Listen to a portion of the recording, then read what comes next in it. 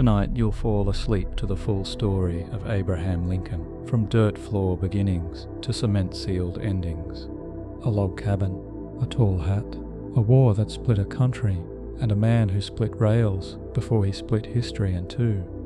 You're about to hear the complete journey of the boy with no shoes who became the president with no peace. A nation divided, a man doubted, a silence that still echoes beneath marble and myth. This isn't a lecture, it's a second-person immersive journey. You won't just watch Lincoln's story, you'll walk through the fog with him. Let your eyes close, let the Civil War wait, let the story carry you gently into sleep. You were born in the middle of nowhere, literally, not a poetic nowhere, just actual nowhere. Hardin County, Kentucky, 1809.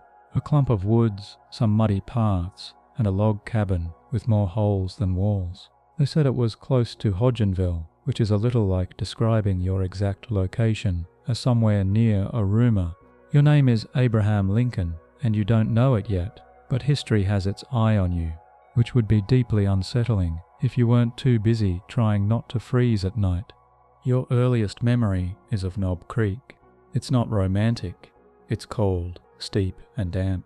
You remember the cabin like an animal remembers its den, not for its comforts, but for its familiarity. You were the second child of Thomas and Nancy Lincoln. Your father was a carpenter of sorts, with more wood chips than coins in his pockets. Your mother was tall, thin, and kind, what people called stoic, which usually just means she had no other choice. By the time you're 3, you've learned how to carry water, drop corn, and dodge wild animals. By 5, you're familiar with hunger. There are rumors in the grown-up world, something about land disputes and slave states and economic despair, but they don't reach you. What reaches you is the hard floor beneath your straw bed and the occasional luxury of cornmeal mush that doesn't taste entirely of ashes. When you're 7, you and your family move to Indiana. Why? Because your father didn't like slavery, and also because your land title was about as valid as a wish written in creek mud.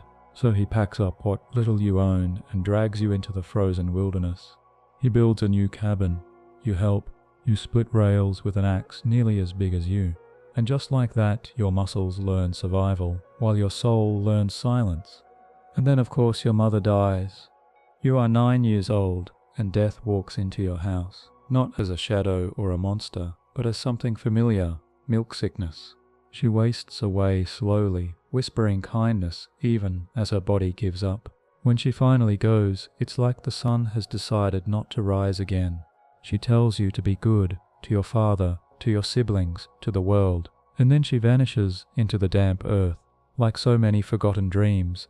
Your father remarries, Sarah Bush Johnston. She brings 3 kids of her own, and a slight sense of warmth. She's not Nancy, but she's not cruel, and that's enough. You start to read, not because someone teaches you, but because words feel like the only magic you'll ever own. You borrow books like a starving man borrows bread. You trace letters on wooden shingles, on frost-covered windows, on whatever you can find. You start to write your name again, and again as if the act itself could make you real. Historians still argue whether you were simply born gifted, or if the desperation of your surroundings carved greatness into you like the rings of a tree. But you don't care. You read Aesop's fables, the Bible, Robinson Crusoe, anything. And when there's no paper, you scrape words into wood and shave the board clean when you run out of space, recycling before it was cool. Meanwhile, life is a steady thrum of labor. You walk miles to borrow a book. You chop wood until your hands bleed. You grow tall, unnaturally tall, like a question mark turned upright. By the time you're 19, you're 6'4" and barely more than bone. You look like someone built a scarecrow and then forgot to add the straw. But in that lopsided frame lives something sharp, a mind that won't stop, a heart that breaks too easily, a sadness that lingers longer than night. People call you arb, or lazy, or strange. But they also start to notice you, your storytelling, your wit, that eerie calm. It's as if you were built for something bigger, but no one, least of all you, knows what. And so the world keeps spinning, and you keep reading in the loft by candlelight, surrounded by the creak of pegs and the cold breath of an uncaring wilderness. You do not yet know where you're going, but somehow the world has begun to shift its weight toward you. The cabin groans in the wind. Your dreams are soft and quiet, stitched from ink and ash. But that can wait until you wake. You don't have shoes, but you have calluses thick enough to qualify as boots. At 10, you're not quite a boy anymore. Grief has a way of aging people faster than birthdays. The memory of your mother still sits at the edge of your mind, like a whisper that refuses to fade. And your father, he's around. He builds things. He scolds. He moves the family again. You don't ask where. You just go. You arrive in Indiana like a gust of cold wind. It's 1819 and the land is rough, wild, uncarved. The trees stretch tall like questions that no one bothers to answer. The new house is more of a suggestion than a structure. No doors, no windows, just logs stacked in a rectangle and hope nailed to the top. You sleep in a loft, climbing peg by peg, into a space where dreams and spiders compete for room. Sarah, your stepmother, notices you. That in itself is a miracle. She sees that you're different, not just tall and quiet, but thoughtful. She gives you books. She defends you when your father grumbles about your hours spent reading instead of hauling wood. She doesn't love you like Nancy did, but she loves you the way a woman loves a wounded creature, without asking it to explain the limp. You start working as a hired hand, $12 a month, and every cent goes to your father. That's the law. Legally you're his until 21. You split rails, plow fields, carry stones, and endure endless sermons about how laziness leads to hell.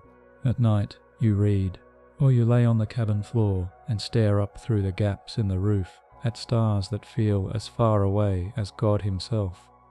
You're not a talker, not yet, but when you do speak, people listen. You have a way with words even then. Your jokes come slow but hit hard. Your storytelling gets you out of fights and sometimes into better trouble. You start to stand out, not just for your freakish height, but because you seem older than you should be, sadder, wiser, like you've been carrying something heavy that nobody else can see. And then there's death. Again. In this part of America, death is practically a neighbor. It visits often, rarely knocks.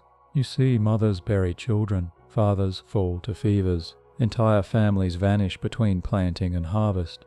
The milk sickness that killed your mother still floats through the air, claiming others. There are no doctors, no hospitals, just prayers and luck, mostly luck. You learn young that life is rented, that even the people you love most can be repossessed by the universe without warning. Maybe that's why you start writing, not letters, not yet, but thoughts, observations, a bit of poetry that sounds more like pleading. You're trying to anchor your soul before something snatches it away. Historians still argue whether your childhood was uniquely brutal or just typical for frontier kids. What's undeniable is that it burned away any illusions you might have had about permanence. Everything you love dies. Everything you build falls apart. The only thing that endures is words and maybe the hard shell they wrap around your aching core. By 17, your voice has changed. It's deep, deliberate. You use it carefully like a borrowed tool. People start asking your opinion. You don't always give it, but when you do, it lands with surprising weight. You seem to think 3 steps ahead of everyone else. You don't believe in destiny, not really, but you do believe in preparing for whatever might come, even if it never does. You help build boats. You learn how to ferry goods down the Mississippi. You see New Orleans, and for the first time, slavery in its most grotesque form. Shackles, auctions, human beings treated like livestock. It's not an epiphany. You've known slavery existed, but seeing it with your own eyes leaves a bruise that never quite heals. You won't talk about it for years, but it sits in your gut like a stone. Then, like clockwork, your father decides to move again, this time to Illinois. You're 21, legally free, but emotionally still tethered. You help him build yet another cabin, split more rails, and then, finally, you walk away. No money, no plan, just a hunger to make something of yourself. Not in a grand way. You're not dreaming of presidency. You're dreaming of a life where no one can ever tell you what to do again. You land in New Salem, a nothing town filled with mud, whiskey, and a few hundred souls pretending not to be lost. You take a job as a store clerk. You chop wood for the ladies, wrestle for respect, and read everything you can get your hands on. You are, by all accounts, a curiosity, that tall, awkward fellow who never seems to blink. You fall in love. Her name is Anne Rutledge. She's smart, kind, and tragically dying. When she does, your world cracks. People say you go mad with grief, walking the woods in silence, muttering to yourself. Maybe you do, maybe you didn't have far to fall. But something shifts in you. Not a break, a decision. You will live, not just survive. And maybe, someday, you'll matter. But that can wait until you wake. You're knee-deep in prairie mud, elbow-deep in borrowed books, and still somehow floating in a headspace none of your neighbors quite understand. In New Salem, you're the rarest of creatures, a self-taught thinker in a town that thinks mostly about whiskey, weather, and whether the hogs have wandered too far again.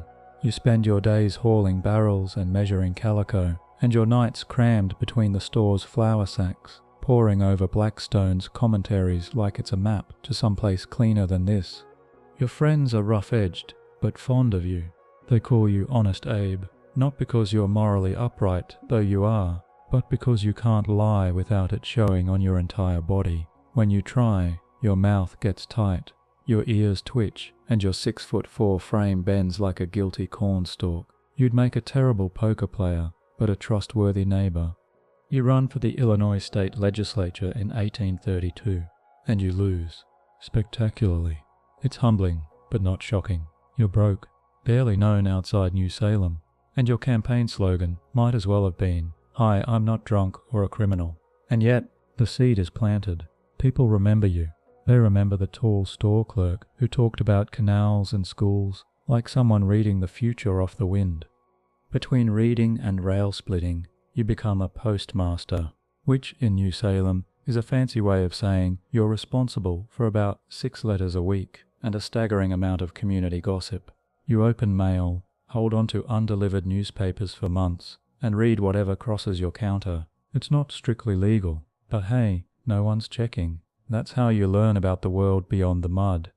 To make ends meet, you also teach yourself surveying.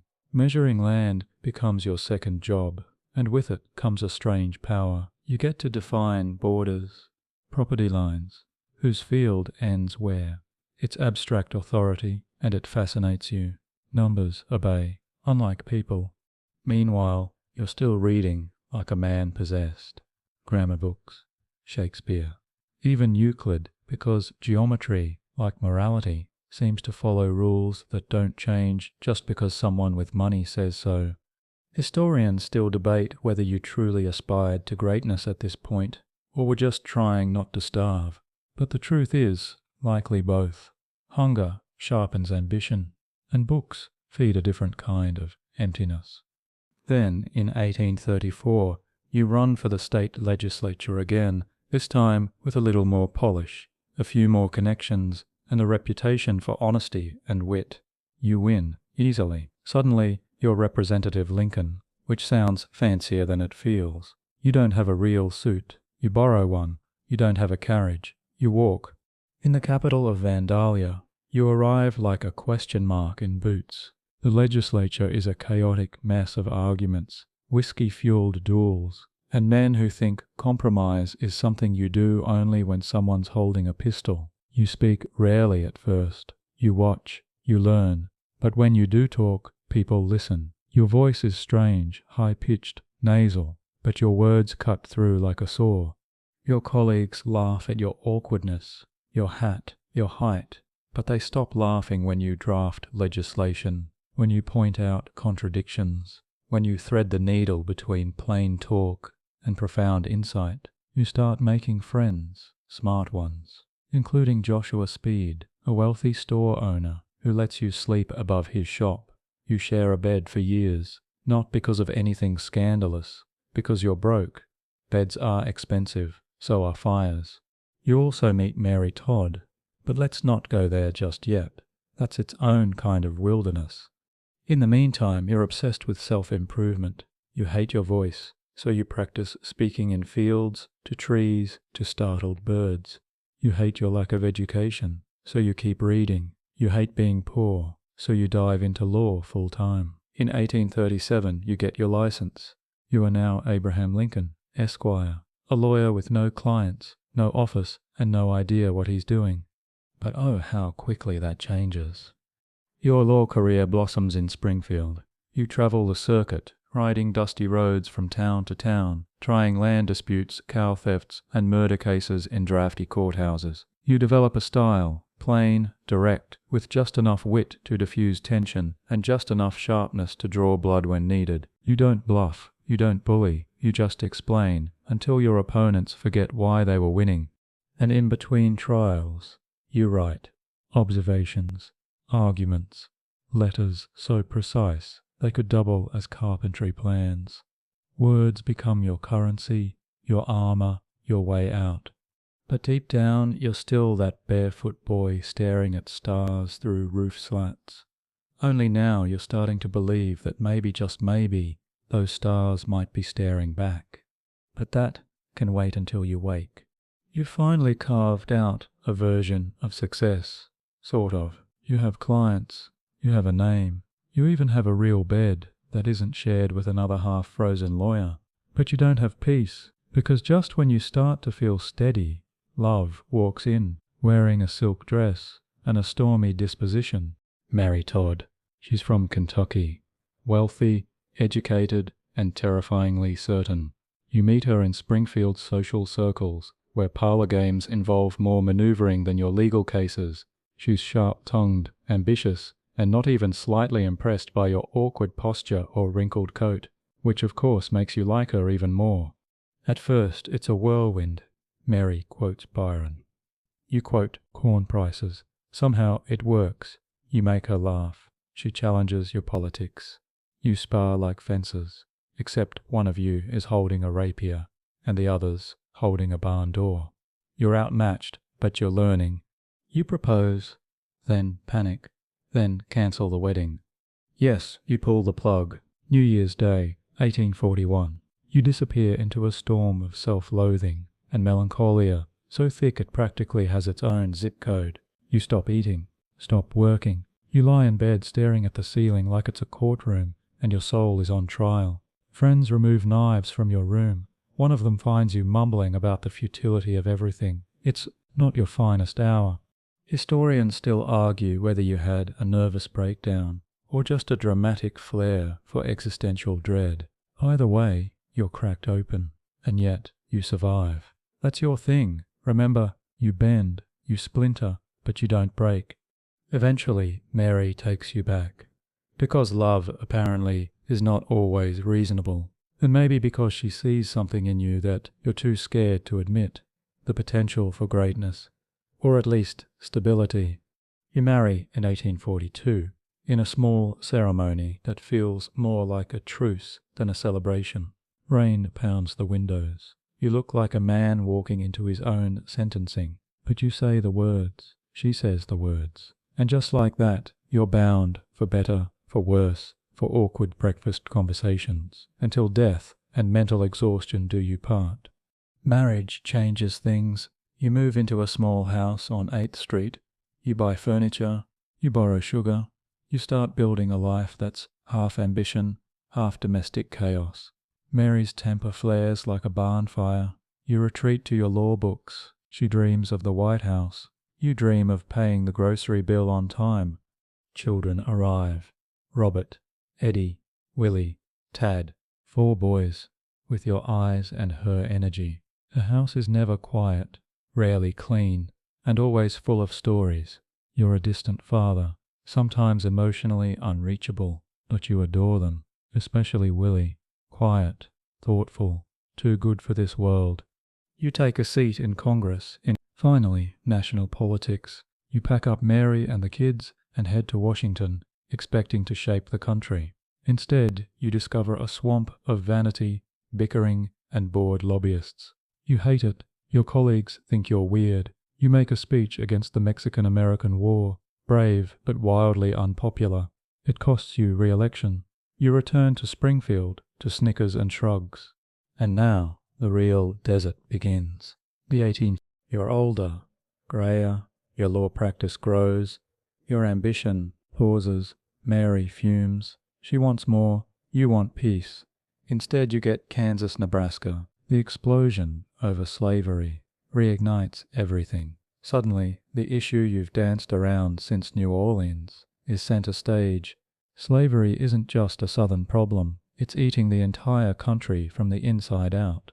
You can't stay quiet. You don't believe slavery should expand. You don't want to abolish it overnight either, because you're a politician, not a prophet. But you believe the founders intended a future without it. That's your position, a slow, moral trajectory toward justice. It's not radical, but in the 1850s, it might as well be arson.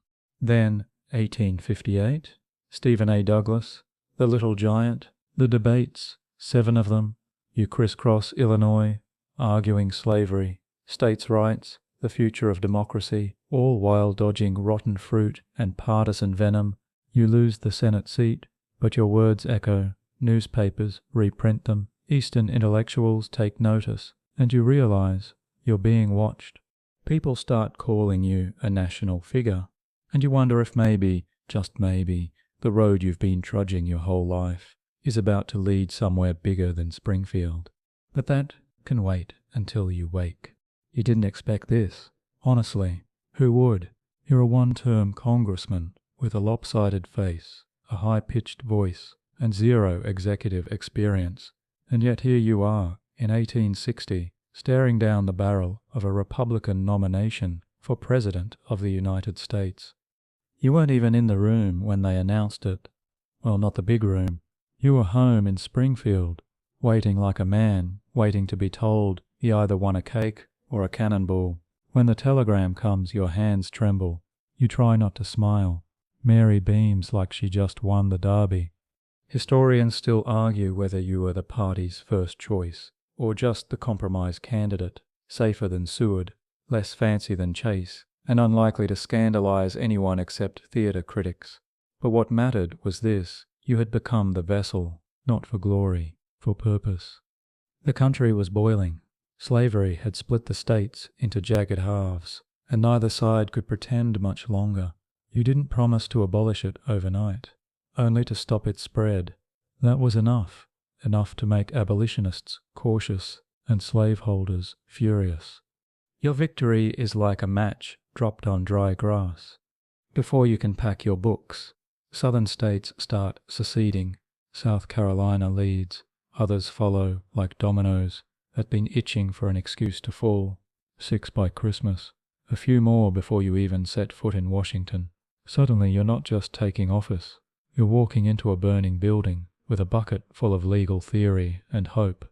And let's not pretend you didn't know danger was coming. The threats had been pouring in since your beard started growing. Your face is on wanted posters. In the South, you're the boogeyman in a stovepipe hat. People whisper about assassination. Mary clutches at the children like she's bracing for a storm.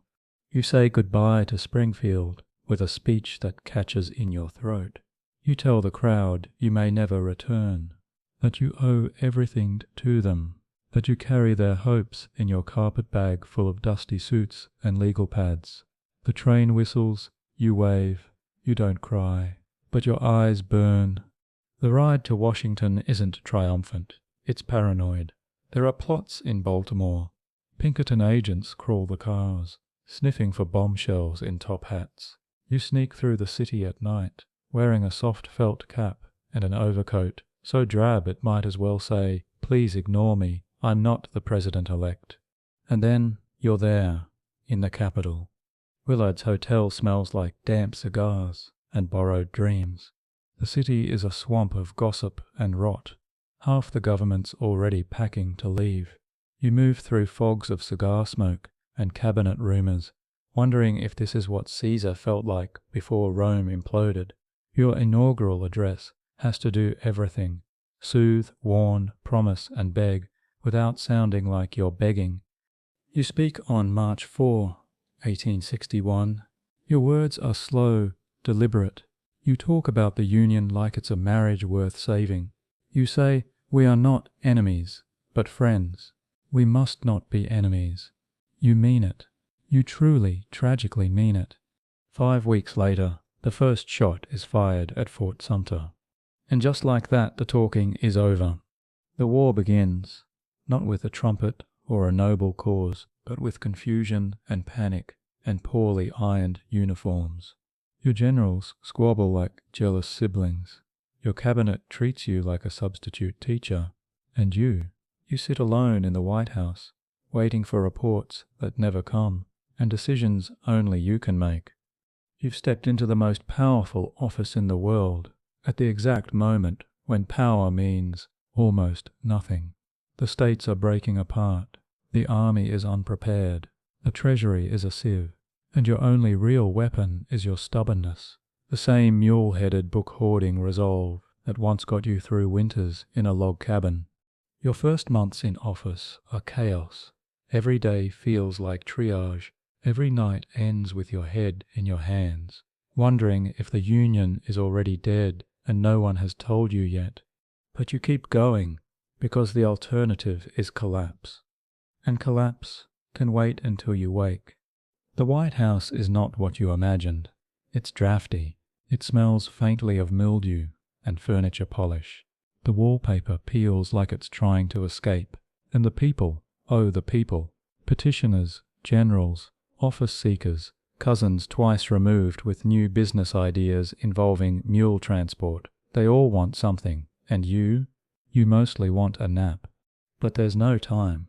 The South is in open rebellion. Your beloved Union, the grand democratic experiment that you still talk about like a delicate souffle, is imploding. States are seceding like it's a group project gone terribly wrong. Your mail is a steady drip of death threats and advice from men who wouldn't recognize a battlefield if it marched through their parlor. Your cabinet is a circus. You picked your enemies on purpose, figuring their egos would cancel each other out. What you got instead was a collection of bickering egomaniacs who think you're a backwoods amateur with a punchline for a face. Seward wants to run the show. Chase undermines you like it's a hobby. Stanton will come later and yell at everyone. Still, you sit there every day, listening, watching, writing letters in your spidery handwriting, telling long, winding stories that infuriate half the room and relax the other half into agreement. It's a strange kind of leadership, but it's working, sort of. Meanwhile, the war machine sputters to life. Troops gather in Washington, green, terrified, proud boys with mismatched uniforms and too much marching spirit. You watch them from the window, like a father afraid to name his children. You know most won't make it home. And then there's Mary. She's trying to be First Lady, bless her. But the role fits her like a corset 2 sizes too small. She decorates, redecorates, throws parties in a town that smells of blood and doubt. She spends money you don't have, and you don't stop her, because deep down you know it's her coping mechanism, her armor, her distraction. Historians still argue whether her spending was just vanity or an early form of self-medication. The truth, as always, is knottier. Grief, ambition, a desire to be seen. And you let her, because there are bigger fires. Your boys run wild through the White House. Willie and Tad turn parlors into battlefields, ride goats through staterooms, and set up lemonade stands outside cabinet meetings. They laugh like the war is a ghost story. They're too young to believe. You envy that laugh. You try to preserve it in whatever ways you can. But the shadow creeps in. Reports from the front are vague, then grim. The Battle of Bull Run ends in humiliation. Your army flees. The Confederates rejoice. The newspapers howl. The capital, once giddy with patriotism, feels like a city under siege. Rumours of invasion slither through drawing rooms like cold wind. And still you work. You write. You sign papers until your hand cramps. You visit hospitals. You ride out to camps to meet soldiers face to face, shaking hands with amputees and boys who still call you Mr. Lincoln, sir, with awe and cracked lips. You take solace in routine, in storytelling, in letters, in your sons, and in Willie, gentle, studious, delicate Willie. Your solace is deepest. Until he starts coughing. It begins quietly. A fever, fatigue. The doctors use big words and small solutions. You've seen this before. You know the arc. But hope, stubborn as ever, sits beside his bed, whispering, maybe not this time. But yes, this time. Typhoid takes him, and with him it takes something from you that doesn't grow back. You wash his body yourself. You sit beside the tiny coffin. You don't speak for hours. When you do, it's to say, my poor boy, he was too good for this earth. Mary collapses. You both vanish from the public eye for days. Grief becomes your third child. Historians still argue whether Willie's death was the breaking point, whether it was the moment when war and leadership stopped being just moral burdens and became personal ones.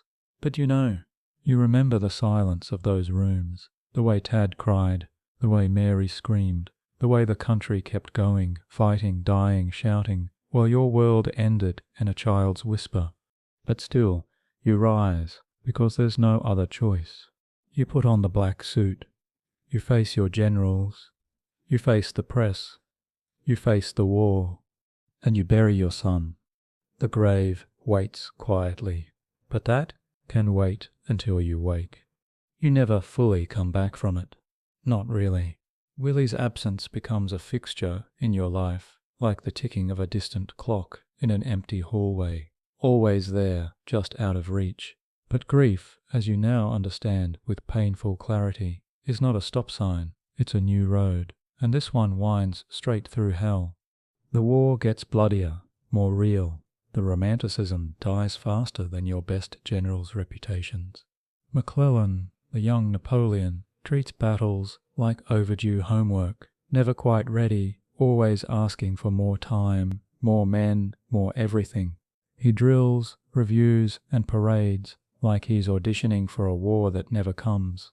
You grow tired of his excuses, of his condescension. He calls you the original guerrilla behind your back. You consider firing him but can't find a better option. Yet, still, you travel. You visit battlefields, not just to strategize, but to see, to look soldiers in the eyes, to let them see you're more than a newspaper sketch. And Antietam, you walk among the dead, rows of blue jackets, faces frozen in young confusion, limbs twisted like marionettes mid-collapse. You breathe it all in, the gunpowder, the rot, the wasted potential. Antietam is technically a Union victory.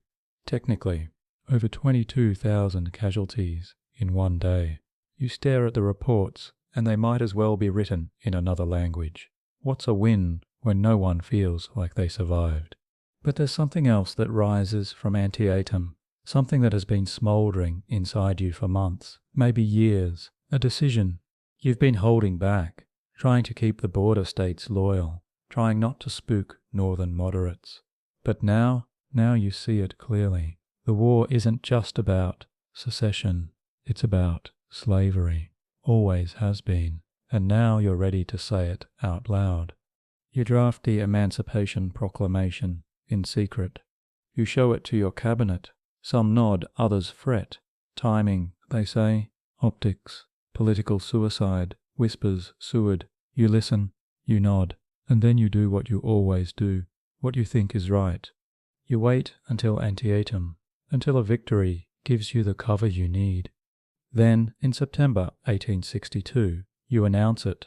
As of January 1st, all enslaved people in Confederate-held territory will be forever free. The room doesn't explode, it just exhales. The world hears you. The South shrieks. The North wobbles. Abolitionists cheer. Europe watches.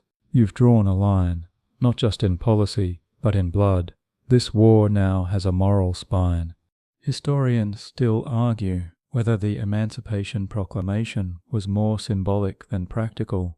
After all, it didn't free a single slave in Union states. But symbols matter. They frame wars. They shape futures. And for the first time, Black Americans begin to believe that this country, torn and cruel as it is, might one day see them as people, not property. Meanwhile, Mary's grief turns inward, then outward.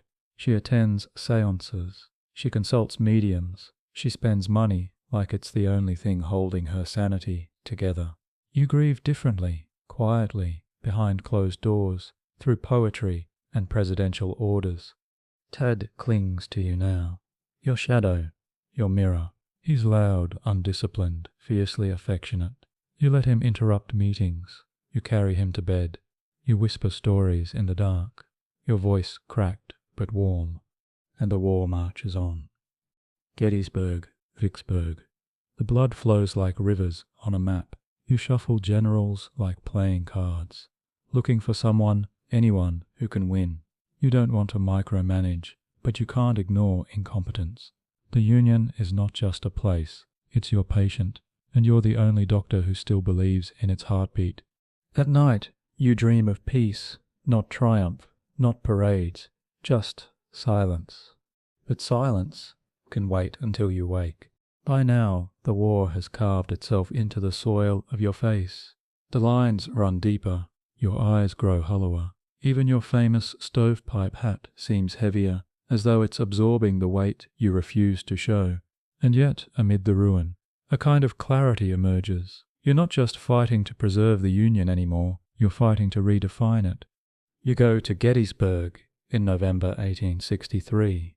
The ground is still soft with blood and memory. Thousands dead, thousands more maimed. They bring you in after the main speaker, a man who talks for 2 hours straight. You stand, surrounded by grief and gravestones, and speak for 2 minutes. 77 years ago, you speak of a nation conceived in liberty, of a great civil war, testing whether that nation, or any nation so conceived, can endure. You say the dead have consecrated the ground more than any speech could. You say the living must dedicate themselves to the unfinished work, to the great task remaining. You sit down, unsure if you've said anything meaningful at all. But the words echo. They cross time. Historians still argue whether Gettysburg was your finest speech, or just your most concise. But the people hear it, they feel it, and for a moment, a weary nation pauses to breathe as one. Back in Washington, things are not improving. Congress fights you. Radicals demand immediate equality. Conservatives bristle at your every move. Your cabinet remains a daily exercise in patience. You're now not just president, you're referee, therapist, and janitor of American democracy. But something changes when you meet Ulysses S. Grant. He's not flashy. He's not charming. He's a muddy-booted, cigar-chomping mess of a general with eyes like thunderclouds and a soul that drinks like a fish. But he wins, quietly, doggedly. You like that. You like him. You promote him to lead all Union armies. And for the first time, you sleep a little easier. Grant doesn't write you flowery letters. He sends results. His plan is brutal. Fight. Grind. Keep fighting. Press the South until it bleeds out. It's not poetic, but it's working. Meanwhile, emancipation becomes reality. Black men enlist, fight, die. They march in Union blue, proud and terrified, finally wielding weapons that aren't shackles. You see them, you greet their regiments, you shake their hands. One soldier salutes and whispers, "God bless you, Mr. President." You barely manage to nod before the tears reach your throat. Mary, still spiraling, now drapes herself in mourning clothes like their armor. Her spending habits worsen. Her moods swing wildly. You try to help, but your attention is divided between the war your cabinet and your aching soul. You take refuge in routine, in your letters, in little Tad, who remains your daily reminder that life, despite everything, still insists on being lived. And then, re-election. You didn't think it would happen. In the summer of 1864, you're sure you'll lose. The war drags on, casualties mount, your critics howl, newspapers crucify you, even some Republicans try to replace you. You write a memo admitting probable defeat and seal it in an envelope just in case. But then Sherman takes Atlanta. A win, a real one. The tide turns, and suddenly the people come back to you, not with cheers, but with weary, desperate trust. You win re-election. You remain the wartime president, and that envelope, you never have to open it.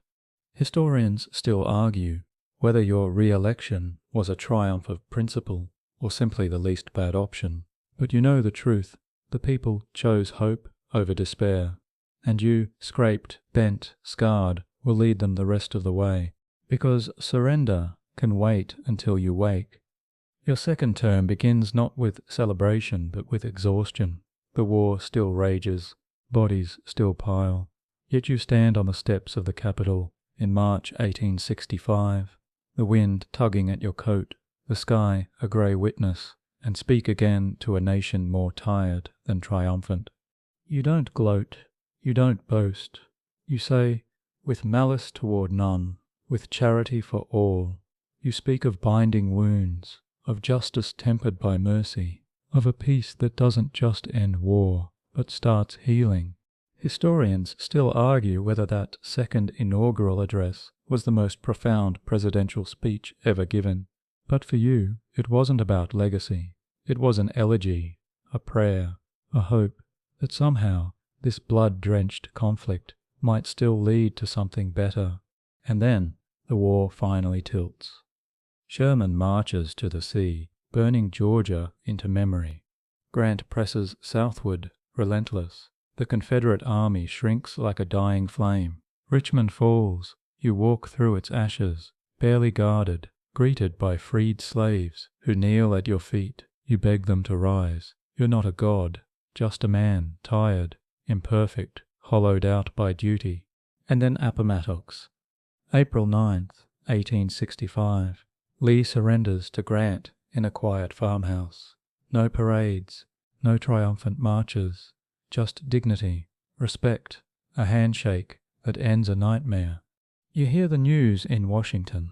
The city erupts, bells ring, cannons fire in celebration. People dance in the streets. Tad bursts into your office, shouting, "The war is over!" You lift him into your arms, laughing, for the first time in what feels like centuries. And yet, something inside you doesn't rejoice. Not completely. You've won, but at a cost no ledger can measure. Over 600,000 dead, towns leveled, families torn, slavery ended. Yes, but equality, that's another war, not yet begun. Still, you plan for what comes next. You speak of Reconstruction, of welcoming the South back into the Union, not with vengeance, but with forgiveness. You imagine a future where black men vote, where the Constitution has teeth, where the government serves all people, not just the loudest. Your party blinks in confusion. Mercy is not fashionable. But you press on. You begin to live again, just a little. You talk about going to the theatre. You let Mary choose your clothes. You even consider traveling. Maybe the West, maybe California. You smile more, laugh more. You allow yourself to imagine a life after the war, after the White House, a life where you are simply Abraham again. Tad loves these talks. He says, "Let's go see the buffalo." You promise, "We will, my boy, we will." But then April 14th arrives. Good Friday. You wake feeling lighter. You meet with your cabinet. You sign papers. You go for a carriage ride with Mary through the spring air. You talk about the future, the Reconstruction, the quiet. That evening you dress for Ford's Theatre. The play is a comedy. You enter your box, settle into the velvet chair, and take Mary's hand. A man steps into the hallway behind you. Historians still argue whether the war ended on April 9th or April 14th, but you know it never really ends, not for those who carry it in their bones. And as the laughter rises from the stage, that thought can wait until you wake. The sound is quiet at first, a small crack, almost polite. Then the chaos erupts, screams, a woman's shriek, footsteps pounding. The orchestra freezes mid-note. In the theatre box, Mary clutches your hand and then lets go. John Wilkes Booth doesn't flee quietly. He leaps to the stage like a tragic hero, yells something in Latin, sic semper tyrannis, and stumbles into the darkness. He wants this to be remembered. He wants drama, history, poetry, but what he really brings is silence. You do not die immediately. They carry your broken body across the street to a boarding house. The room is small, stuffy, a bed barely long enough to hold your lanky frame. Doctors swarm like nervous bees. They probe your skull, whisper, wipe their hands on whatever's nearby. There is nothing to be done. The bullet has already rearranged everything. Outside, thousands gather in stunned silence. Candles flicker, men sob openly, women pray. No one knows what to do. The war just ended, and now this. A nation finds itself holding its breath, not in fear this time, but in mourning. You take hours to die. Each minute stretches like eternity. Mary stays beside you, lost in shock. Your son Robert arrives, pale and trembling.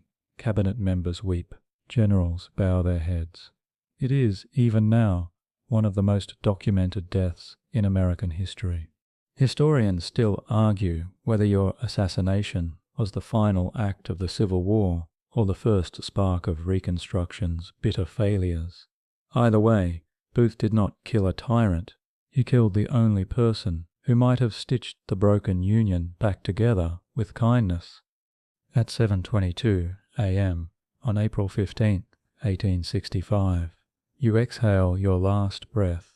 The president is dead, they whisper. Now he belongs to the ages. But the story doesn't end there. No, it gets weirder. Your funeral becomes a cross-country procession. A train, slow, black, solemn, carries your body from Washington to Springfield. Thousands line the tracks. They cry. They salute. Some stand in silence for hours just to see your casket pass by. Children are lifted onto shoulders. Church bells ring without stopping. Entire towns shut down. It's a kind of collective grief the country has never known. Mourning made public, patriotic, sacred. And then there's the burial saga. Your coffin will not rest easy. Over the next decades it is exhumed, moved, hidden, reburied, and eventually entombed in a cement vault, like some kind of presidential pharaoh. There were threats of theft, attempts to kidnap the corpse, rumors of body snatching so persistent that they opened it twice just to make sure you were still inside. You were. Still 6'4", still silent. It said that one of the workers fainted. Meanwhile, the country stumbles on. Reconstruction begins without you. Johnson, your deeply underwhelming vice president, takes over. He is, to put it mildly, not up to the task. Laws are passed, then gutted. Freed people rejoice, then suffer. The promise you sketched, freedom, equality, a new birth of democracy, fades into compromise, backlash, and violence. You become a symbol, then a statue, then a myth. Children recite your speeches in classrooms. Tourists take pictures with your memorial. Presidents quote you when they need gravitas. And yet, for all the reverence, the real you, flawed, funny, melancholy, magnificent, is buried deeper than your bones. Historians still argue who you really were. The rail splitter, the emancipator, the war tyrant, the reluctant liberator, the moral compass, the slow walker who somehow always arrived at the right moment. But you were just a man, haunted by loss, obsessed with fairness, reluctant to fight, desperate to matter. And now finally, you rest. The war is over, the train has stopped, the speeches are done, and the world you left behind, well, that can wait until you wake. Springfield welcomes you back with the solemnity of a cathedral, not the town you left as a lanky lawyer in a rumpled coat, but one transformed by grief, by history, by the quiet weight of memory. The streets are silent, draped in black. Children clutch their parents' hands. Every shop, every window bears your image, your name, your absence. They bury you in Oak Ridge Cemetery, a place of hills and oaks and the kind of peace you never found in life. Mary doesn't attend. She's too broken. She'll return years later in mourning, so deep it swallows her. They build you a tomb, of course. Then they rebuild it. Then they fortify it with concrete and paranoia, because even in death, people don't know how to leave you alone. But your story, strangely, doesn't stop at burial. If anything, it metastasizes. You become the measuring stick of American leadership. Every president is compared to you, usually unfavorably. Political cartoons resurrect you at every crisis. What would Lincoln do becomes a national parlor game. But the real irony? The country forgets as much as it remembers. Your warnings about unity, ignored. Your belief in mercy over vengeance, lost in post-war politics. Your vision of equality, deferred, again and again and again. Historians still argue whether Reconstruction failed because you died or because it was doomed from the start. But most agree, without you, the road was darker, narrower, littered with broken promises. Meanwhile, your family scatters like leaves. Mary sinks into madness. Grief becomes her oxygen. She dresses only in black, hoards money, hears voices. She travels to Europe, seeks seances, claims her dead sons speak through flickering lights. Eventually Robert, your eldest, ever the distant one, has her institutionalized. It nearly breaks her, and him. Tad dies young. Tuberculosis, again. He was your joy, your echo. His passing feels like the last chapter in a sad book no one wanted to finish. Only Robert survives long enough to become a man of stature. He serves presidents, oversees railroads, builds a legacy, but even he seems haunted by your shadow, your legend, your unreachable ghost. And the country. Well, the country keeps stitching flags, rewriting textbooks, building statues, some tall and noble, some carved in marble, others more selective. They quote your words about liberty, but forget your hesitations. They praise your courage, but skip your depression. They raise you to sainthood, sanding away your sharp corners, your slow decisions, your self-doubt. You become simple, and you, of all people, would hate that, because you knew life was anything but simple. You knew democracy was ugly, fragile, and worth every sleepless night. You knew freedom was not just a document, but a decision made daily, painfully, in the face of fear. You knew leadership was not about having the answers, but asking better questions. And most of all, you knew that history doesn't reward the loudest or the cleanest, but the ones who keep going even when they're not sure they're right. You knew all that, and still you dared to hope, which is why, even now, 150 years later, we can't let you go. Because some dreams, they wait until we wake. Time, they say, heals all wounds, but you know better. Time buries things, rewrites them, dresses them in new clothes, and calls it healing. But underneath, the scars remain. Your face appears on pennies and $5 bills. Children memorize your Gettysburg Address, sometimes without knowing what Gettysburg even was. They build a colossal temple for you in Washington, a monument of white columns, marble stairs, and your seated form staring out toward the reflecting pool, watching the tides of protest and patriotism rise and fall. Inside, you sit, not standing tall, not commanding, but contemplative. hands resting, expression neutral, as if you too are unsure how it all turned out. People whisper there, not because it's a rule, but because it feels like a church, a place to ask unanswerable questions. What would Lincoln do? You're invoked in war, in peace, in protest. Martin Luther King Jr. will stand on your steps a century later and speak of dreams that echo your own. He'll mention the great American in whose symbolic shadow he stands. That's you, still a shadow, still unfinished. Historians still argue whether you were the great emancipator or merely the great politician, whether you freed the slaves for moral reasons or because the war forced your hand, whether you believed in equality or just legality. But for the enslaved, your signature on the Emancipation Proclamation meant breath, meant hope, meant something no scholar's footnote can erase. And yet, the struggle you cracked open never closed. Reconstruction collapsed, Jim Crow rose, lynching, segregation, redlining. Your unfinished work stayed unfinished for generations. Each march, each uprising, each vote cast under threat, they all trace their fingers back to your ink. Still, the myth grows. You become Honest Abe, the log cabin dream, the self-made man, the face with sad eyes and a stovepipe hat. They forget how often you doubted yourself, how many nights you lay awake, wondering if you were doing the right thing or anything at all. But perhaps that's why they love you. Not because you were perfect, but because you were not. You were tired, sad, gentle, conflicted, and still you chose to lead. They write books, thousands, more than any other American. They stage plays, films.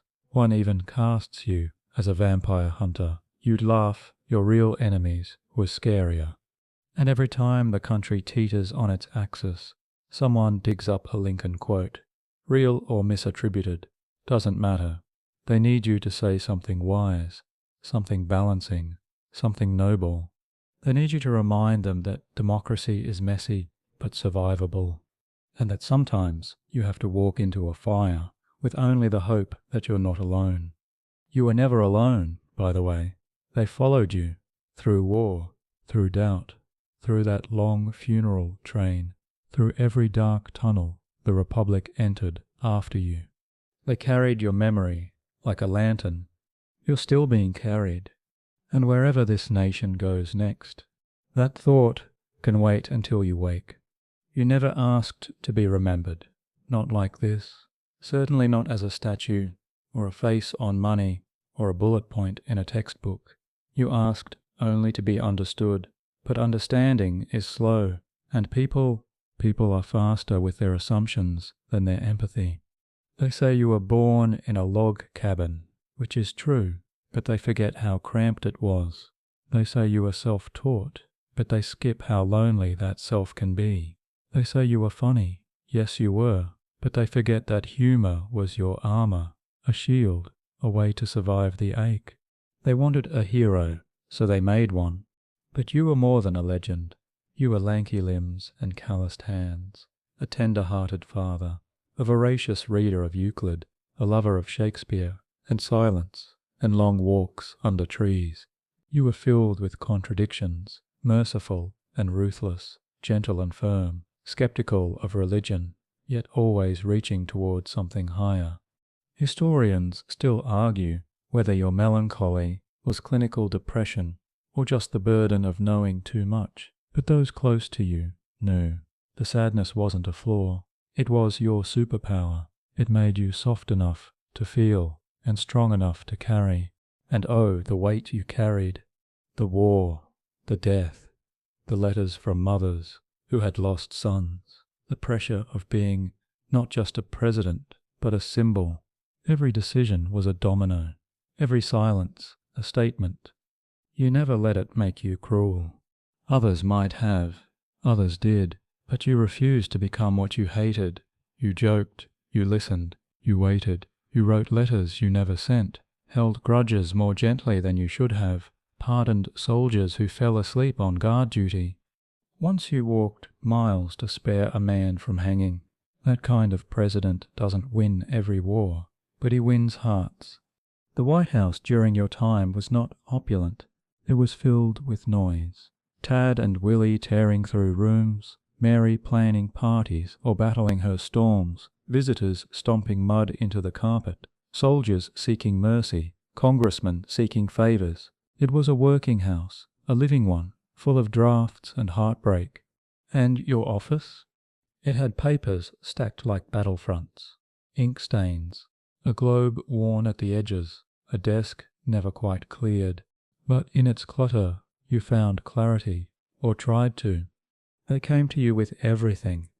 The wounded, the widowed, the worried, the angry, the ridiculous, and somehow you made time for them. Even when the war raged, even when your own soul frayed, you paused, you listened. It's said, you once said, if I were two-faced, would I be wearing this one? Self-deprecating, disarming. But underneath that joke was the truth. You knew masks. You wore one every day.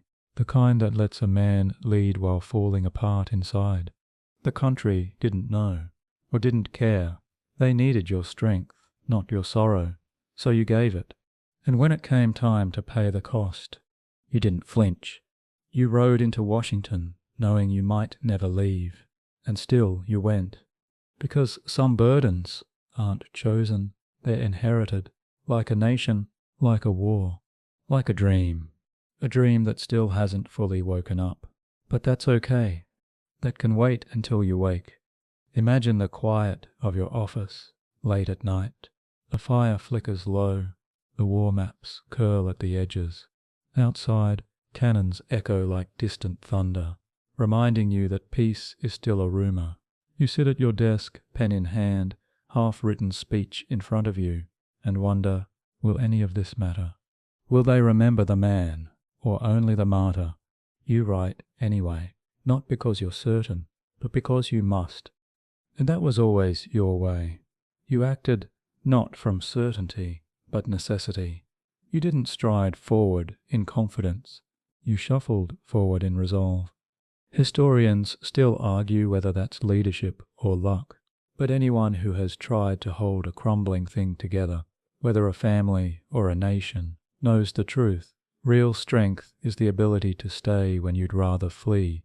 And so you stayed through cabinet meetings where no one agreed, stayed through battles that ended in headlines of failure, stayed when generals bickered and the Senate sneered, stayed when Mary collapsed under the weight of her grief, and you had to be both president and parent. You stayed when you didn't want to. But not all your battles were fought with guns.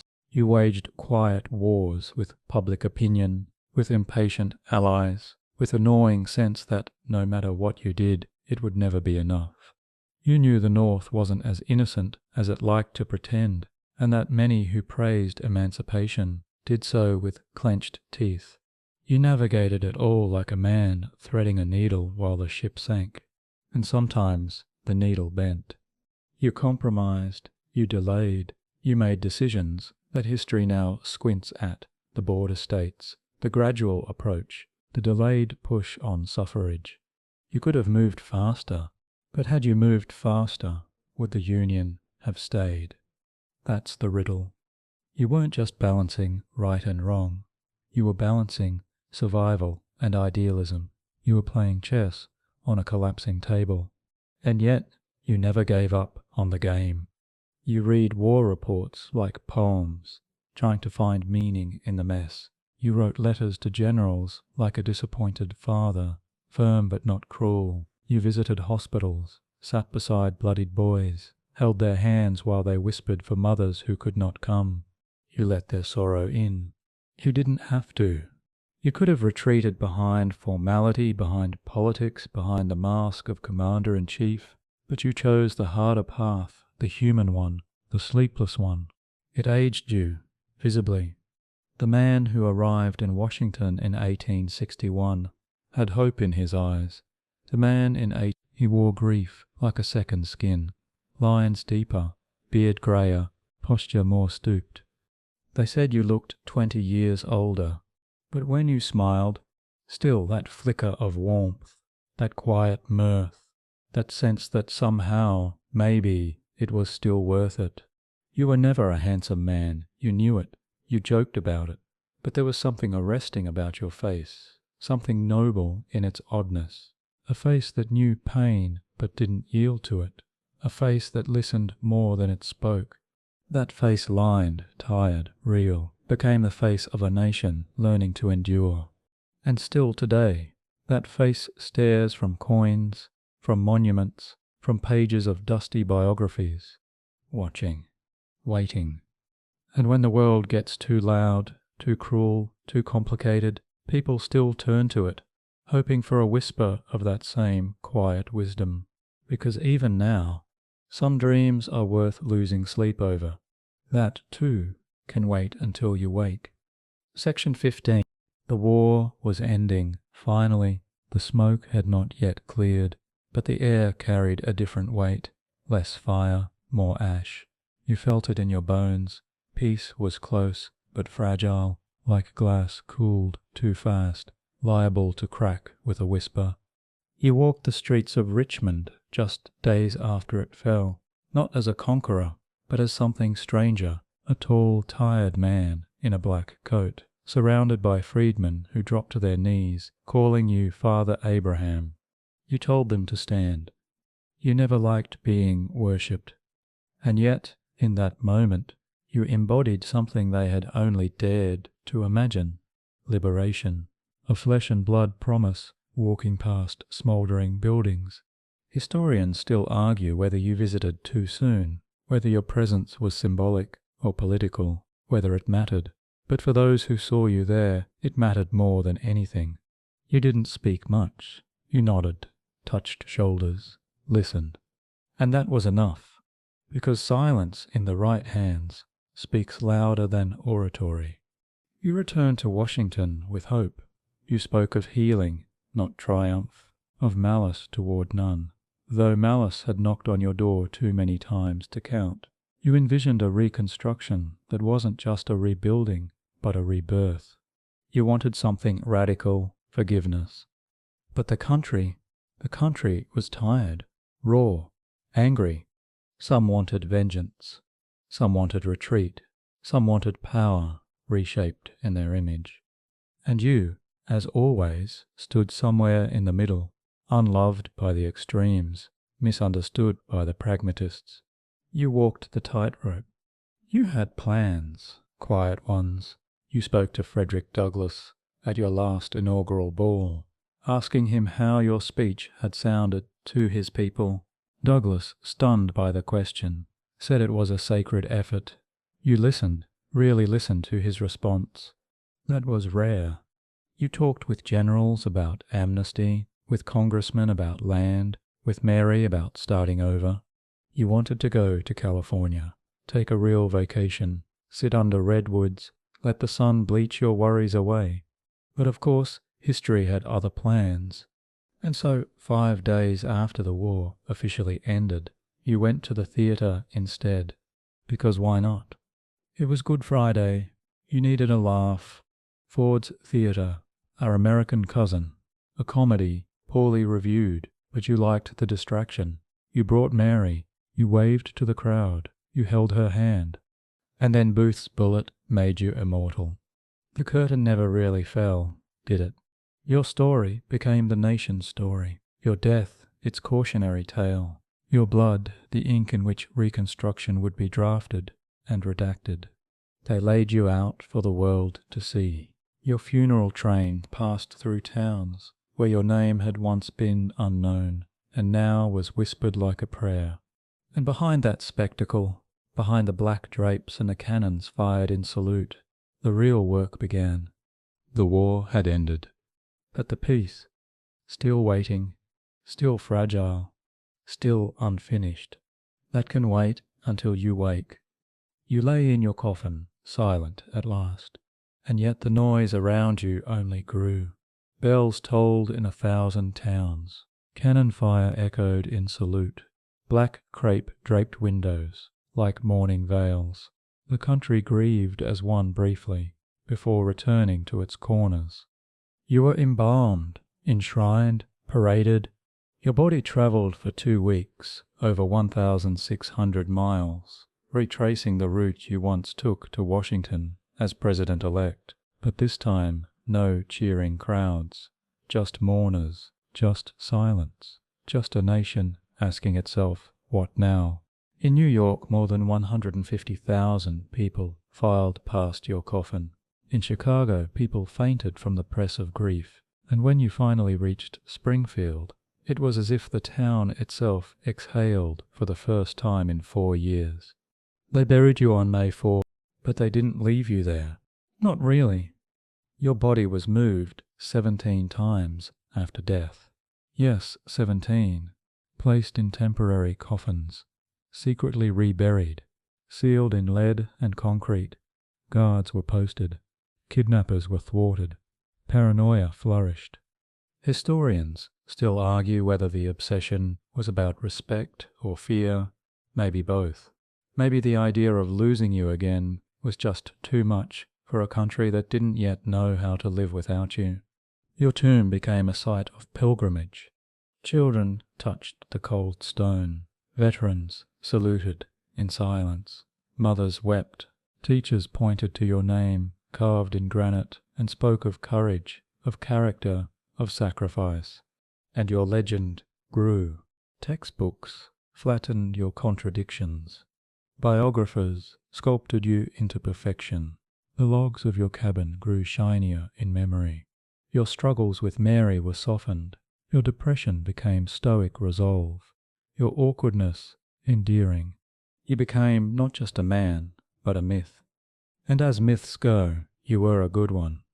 You stood for unity, for freedom, for the idea that a gangly kid from nowhere could change the world, not by might, but by words, by patience, by humanity. But the truth, you were never a saint. You were often unsure, sometimes too slow, sometimes too soft. You made compromises that haunted even you. You wrote drafts of policies that never saw daylight. You kept the country together, yes, but barely, and at a cost. But maybe that's why your story matters. Not because it was clean, but because it was real. Because you failed, you doubted, you wept, and still you stood up the next morning and tried again. The country you left behind was battered and aching. It would stumble through reconstruction, betray its own promises, pass laws in your name that you would never have signed, and yet it would also keep reaching toward freedom, toward justice, toward a dream that stubbornly refused to die.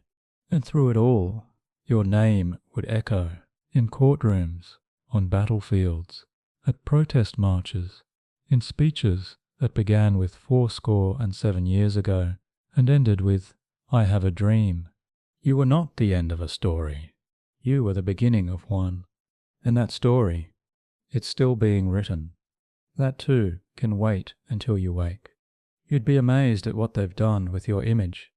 There's a monument in South Dakota where your head is carved into a mountain, Abraham, alongside Washington, Jefferson, and Roosevelt. Your stony face watches over the Badlands like a god of democracy, stoic, unmoving, immortalized in granite. Historians still argue whether you would have liked it. Some say you'd be horrified at the expense, the vanity, the blasting of sacred indigenous land. Others say you'd be flattered. Quietly, you did enjoy a good story after all, and that's one hell of a punchline. There's also a town named after you in every other state, it seems. Lincoln, Nebraska, Lincoln, Illinois, a highway stretching from Times Square to San Francisco. Your name stuck to schools, libraries, counties, ships, stamps. There's a whole car company. And yes, even a vampire-slaying action movie. We already mentioned that one, but it bears repeating. You'd be confused by the fanfare, but not surprised by the myth-making. You understood stories, how they shape nations, how truth gets filtered through nostalgia, need, and national insecurity. You became the man everyone needed you to be. To the abolitionists, you were Moses. To the moderates, you were Solomon. To the soldiers, a weary commander. To the children, a tall man with a sad smile who set people free. Never mind the details, never mind the flaws. You became America's moral compass, not because you claimed that title, but because no one else could carry it. And that burden, it hasn't gotten lighter. They still quote you, usually out of context. They write books claiming to know your true intentions, to uncover lost letters, or decode your silences. They teach school children about the Emancipation Proclamation, without explaining how limited it initially was.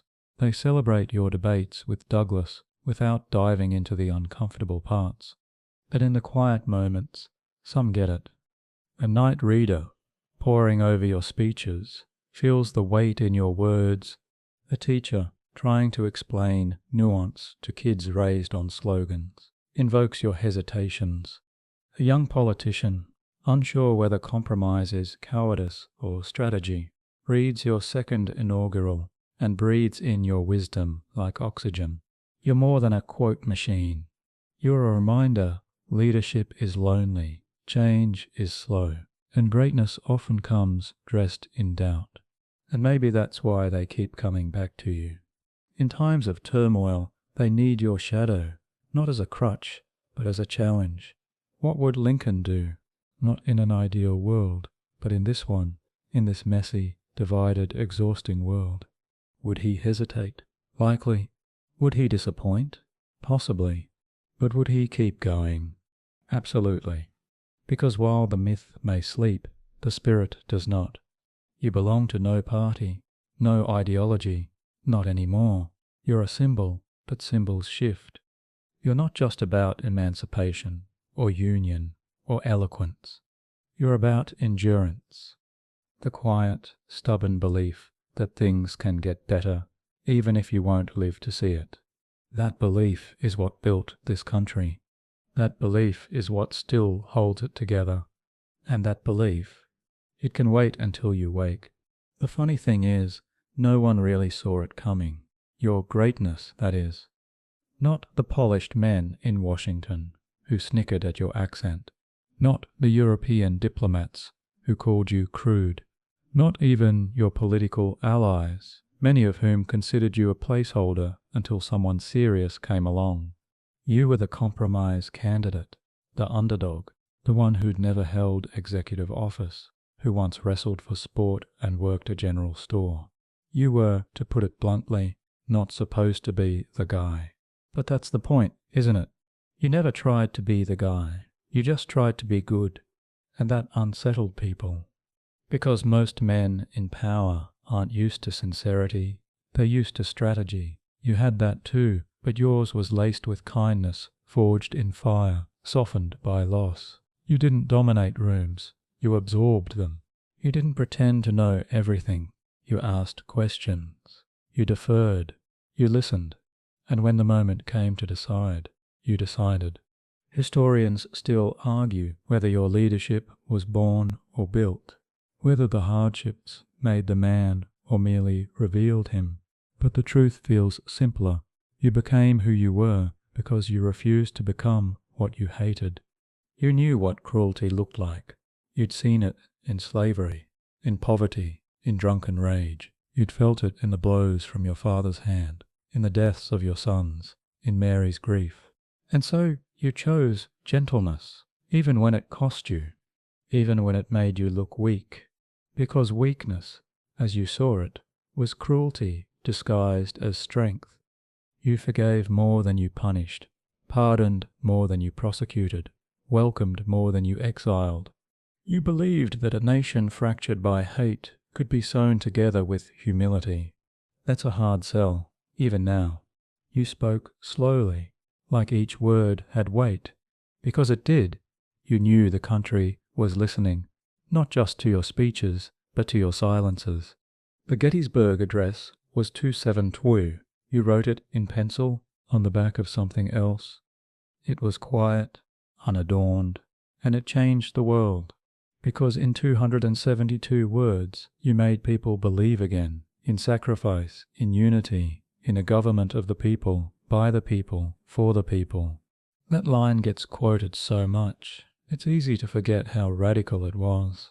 You weren't saying democracy was perfect. You were saying it was sacred. You weren't elevating America because it was flawless. You were calling it to be better. And when people clung to that line, it wasn't because it was poetic. It was because it was possible. That's what you gave them, possibility.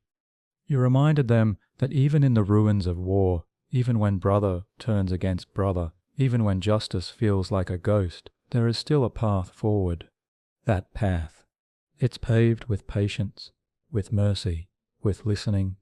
It's not glamorous, it's not fast, it rarely makes headlines, but it's the only thing that lasts. And that road, it's still waiting, just like the dream. That too can wait until you wake. It's strange, isn't it, how the more time passes, the more your voice seems to matter. You've been gone over a century and a half, yet your words keep getting reanimated, pulled from the pages of dusty anthologies to soothe, provoke, inspire, defend. Everyone wants you on their side. The abolitionist quotes the Emancipation Proclamation. The conservative claims your reverence for the Constitution. The progressive clutches your talk of a new birth of freedom. They all summon your ghost, like a moral referee. Lincoln, they say, would have agreed with me. And you'd probably smile that tired, crooked smile and say, I tried my best. Because that's the truth few want to acknowledge. You weren't perfect. You were trying, constantly recalculating, constantly reevaluating. Historians still argue whether your legacy belongs more to civil rights or civil war, to statesmanship or storybook. But maybe the only legacy you really left was this: do what you can, with what you know, while you're here, not exactly stirring on a monument, but far more useful in real life. You understood something vital that so many leaders forget, that to govern is not to conquer, but to care. You governed like a man who never forgot the smell of wood smoke, the taste of cornmeal, the sting of a hand-me-down insult. You governed like someone who remembered what it was to be overlooked. And maybe that's why the overlooked saw you, saw themselves in you. A man of no lineage, no money, no polish, who became everything they needed because he didn't think he already was. You kept learning, through failure, through grief, through loss. You read more than you spoke. You listened more than you scolded. You weighed every decision like it might be your last, which often it nearly was. You knew the price of ambition, the cost of delay, the weight of being right too soon or too late. And still, you walked forward. Your political opponents once mocked you for being slow, indecisive, the original guerrilla. But by the time the war ended, even your enemies had to admit it. You were something rare. Not just a good man, a patient one, the kind who doesn't break the world to fix it. The kind who knows you cannot drag a nation forward. It must walk beside you, willingly. And that takes time. Time you didn't always have, but time you made, anyway. You held space for disagreement, for change, for growth. You knew a man might start wrong and still end up right. You believed in redemption, not as a political strategy, but as a human truth. That belief saved a nation once, and it might yet again. But that too can wait until you wake. And what of Mary? You can't tell your story without her, not honestly. She was not the gentle shadow at your side, nor the demure wife remembered fondly in hushed tones. She was lightning in a corset, fire wrapped in lace, and she suffered more than history has ever given her room to weep. She lost 3 of her 4 sons. She lost you, and she lost herself, again and again, to grief that came in waves and stayed for seasons. She was too much for the polite world, too emotional, too fashionable, too sharp. She read politics like a chessboard, but wasn't allowed to play. They judged her for spending too much and smiling too little. They whispered about her behind fans and newspapers. They called her unstable. Historians still argue whether Mary Todd Lincoln was mad or merely mourning, whether her fits and shopping were signs of illness or survival, whether she was a failed first lady or just the wrong one for her time. But she loved you fiercely, and you quietly, awkwardly loved her back. Your marriage was not a fairy tale. It was hard, loud, full of sharp edges and long silences, but it was real, and real love is rarely tidy. She saw you before the world did.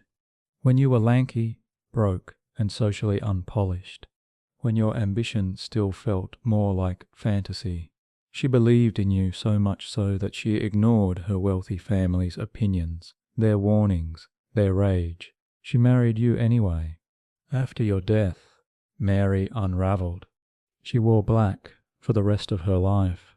She wandered Europe, half exiled, dragging your memory behind her like a shroud.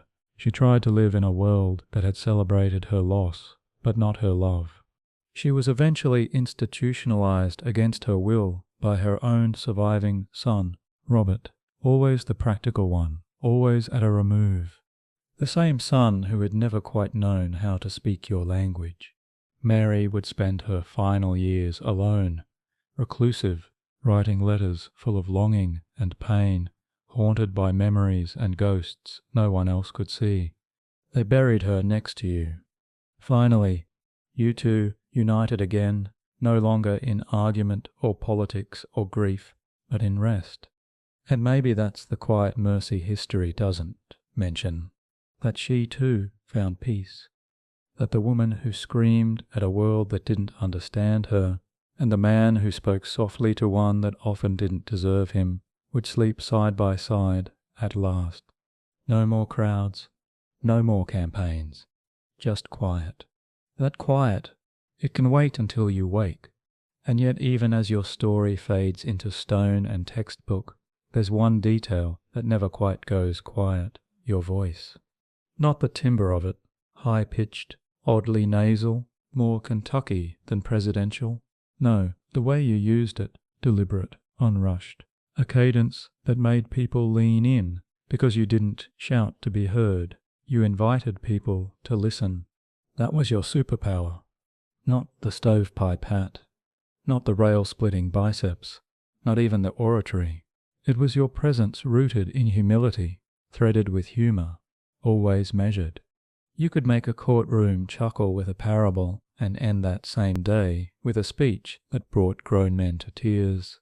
You wielded wit like a scalpel, never flashy, always cutting where it counted. Historians still argue whether that voice was calculated or instinctive, whether your folksy wisdom was genuine or a carefully honed performance. But again, the truth lies somewhere in between. You were a performer. You knew that image mattered. You wore the same coat for years. You staged your debates like theatre. You even knew the power of a well-timed beard. But beneath that, you meant what you said. You didn't speak unless you'd thought it through. You didn't shout unless the silence became too heavy. And when the moment came, when it mattered most, you delivered words that didn't just echo through time, they stuck. Fondly do we hope, fervently do we pray, that this mighty scourge of war may speedily pass away. Who else could write that in a country still soaked in blood? Let us strive on to finish the work we are in. You didn't promise peace, you called for perseverance, to bind up the nation's wounds. You didn't offer triumph, you offered healing, to do all which may achieve and cherish a just and lasting peace among ourselves and with all nations. You weren't selling unity like a slogan, you were naming a responsibility, a burden, a choice. And the most remarkable thing, you didn't end with vengeance or even justice. You ended with mercy. After all that war, all that death, all that betrayal, you still believed in mercy. That speech was your final great act, not the surrender at Appomattox, not the victory parade. A handful of pages, read aloud in drizzle, and yet it still beats like a drum in the chest of a country, trying to remember how to care for itself. You reminded us that leadership isn't about being the loudest in the room. It's about being the last one willing to listen, and maybe, just maybe, the last one willing to forgive. That kind of voice. It never really dies. It just waits until the noise fades, until the dust settles, until the next weary soul picks up the torch and whispers, "I am not bound to win, but I am bound to be true." And that truth, it can wait until you wake, and so you sleep, not just beneath stone or in the solemn hush of a memorial chamber, but in the myths we retell when the present grows too loud. You linger not as a man of flesh, but of feeling, an idea we still haven't outgrown. That's the final twist, isn't it? You didn't just lead the country through war. You became a kind of mirror for it. Every generation looks back at you and sees what they most long for, or what they most fear losing. Some see you as the father figure who kept the family from falling apart. Others see the reluctant liberator, stepping cautiously toward justice. Still others find comfort in your imperfections, the stumbles, the slowness, the human ache behind the history. Historians still argue whether your myth has outgrown your truth, but myths, when they're built right, don't replace the truth. They preserve its echo, and your echo still hums in every stubborn call for decency. You were complicated. That's the part they don't teach enough. You changed your mind. You wrestled with morality. You told jokes when people were crying, and cried when no one was watching. You loved poetry. You battled depression. You were both soft and steely. You mourned children, pardoned deserters, and walked through blood to find a better peace. You were human, deeply, achingly, gloriously human. And that, maybe, is the legacy that endures. Not that you were the tallest man in the room, but that you never tried to stand above it. You walked with the people, even when they didn't deserve it, even when they betrayed you, even when they killed you. You gave them grace anyway. That is the hardest path, and you took it, one slow, quiet, stubborn step at a time. The kind of journey that doesn't end at a grave, or a monument, or a line in a textbook. The kind of journey that starts again every time someone chooses kindness over cruelty, mercy over might, hope over hate. And if you're very quiet now, very still, you might still hear him. The old rail splitter, the prairie lawyer, the president who never quite fit the mold. He's still there, somewhere between memory and myth, waiting. But that story, that can wait until you wake. And now the story rests. The war is over, the speeches are done, the crowds have gone home, the letters have been filed away, the candle has burned low. You are no longer walking dusty roads beside Abraham Lincoln. You are floating gently through the soft space he left behind. Let your shoulders ease, let your breath settle. There is nothing more to decide tonight. No compromise to craft, no country. Let the past become a soft wind around you. You have felt the weight of his choices. You have heard the echoes of his laughter and the hush of his grief. You have stood beside him in victory and collapse, in love and silence. You are allowed now to drift. Imagine the fields of Illinois in springtime, the breeze through tall grass, the rustle of wheat. Imagine a train whistle far in the distance, the kind that says someone is leaving but not alone, the kind that says something matters. Let your thoughts quiet. Let the images fade, like fog rolling gently across the Potomac, like footsteps fading down the White House corridor.